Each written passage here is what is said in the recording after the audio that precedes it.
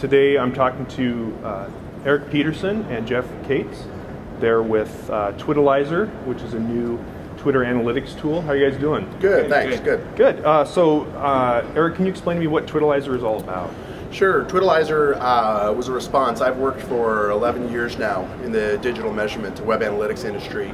Started using Twitalizer, and there really wasn't anything that let me understand how my tweets were being responded to, the net success of those tweets. And so I set about to build a Twitalizer. What we believe we built is the most comprehensive analytics application that sits on top of the Twitter search APIs, so people can gauge their level of influence and the rate at which they tweet and their generosity and the signal strength they have, essentially. Yeah. So yeah, you guys, the different metrics you guys have are influence, signal, generosity, velocity, and clout. Yep.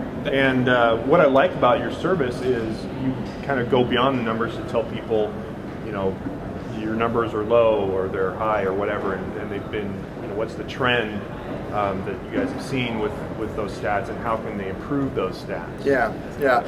Actually, that is one of the most popular pages. It's a little hidden right now, but there's a free analysis. So we compare you to people who have 25% more influence by our measure in Twitter, and then tell you what you need to do. You know, you need to retweet more and increase your generosity, or you need to tweet more simply and increase your velocity. Yeah, and additionally, beyond those metrics, we have the brand component, where companies and brands can understand the positive, negative sentiment that people are saying about them on Twitter, the passion that people have about that brand in particular, and the strength that they have. So, example like Nokia, something like that, they can go on and understand what people are negatively, positively saying about them, and perhaps reach out to them, see who the influencers are within the brand component as well. Right. So I did a quick analysis on the Route 140 account, and I've got pretty good signal, 89%. But the rest of my numbers are kind of low. I mean, this project is just getting started, so I guess that's to be expected. One of them, generosity, I have 0%. Yeah. So what is that? What does generosity mean? What can I do to improve that? Generosity is very, very simple to improve. Retweet. So people who are saying great things about Route 140, or say if Jeff or I say something interesting, retweet that, pass that content along. The generosity score is a point of debate within Twitter. Some people see retweeting as noise. They say it's garbage. Like retweeting, yeah, it's like spam. The problem is there are 14 or 15 million of us in Twitter today. And next year there will be 100 million of us in Twitter today. And so there's going to be an incredibly increasing problem of how do you find content that's interesting? I can't follow everybody. You can't follow 50,000 people, 100,000 people. So I think there's a dependent upon that retweet. It also says, hey, this is good work. You know, you've done good work, and so by passing that along, you are being generous, and you're also increasing your influence, right? By sharing and reciprocating to other people. So if somebody is just retweeting, that's all they ever do, does that, will they see that reflected in their signal number going down, or will their signal still be high? Signal will still be high. Retweeting is signal by definition, because you're using the @ sign.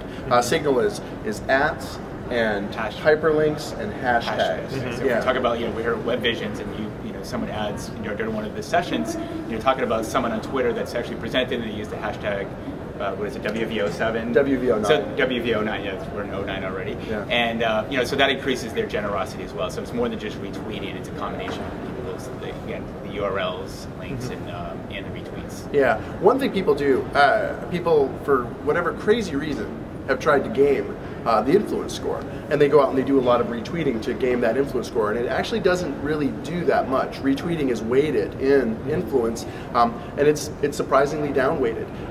If you retweet constantly, you're going to lose followers. People are going to say, you don't put any original thought out there, you just parrot what other people say, you're no better than a bot.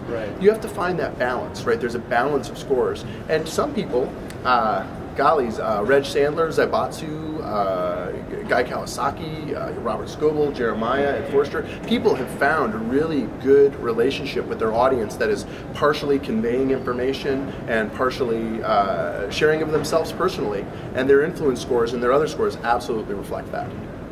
Great. One other thing I saw, Jeff, you talked about the other night, is you guys have some integration with Google Analytics. what does that do? How does that work? Well, so the idea, excuse me, is pass in your your Google Analytics account. You can look at any one of your Google Analytics profiles within Twitterlizer and understand, based upon that, whatever domain, and see who's actually influencing. What's the influence of the signal? It's right now it's at its infancy, I think, and it's not necessarily limited just to Google Analytics. We think it applies to all the other analytics vendor, but this was more of a proof of concept for us to say, okay, take some of the Twitter data and Twitterlizer data and pour that in Google Analytics and get an integrated snapshot of what's happening in Google Analytics.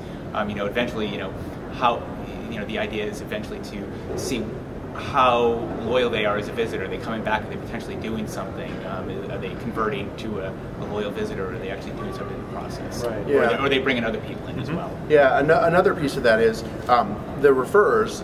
If you look at your referring logs today in Google Analytics, you'll find Twitter. If you click on Twitter, it's going to show you all of these Twitter usernames. People send you in varying amounts of traffic.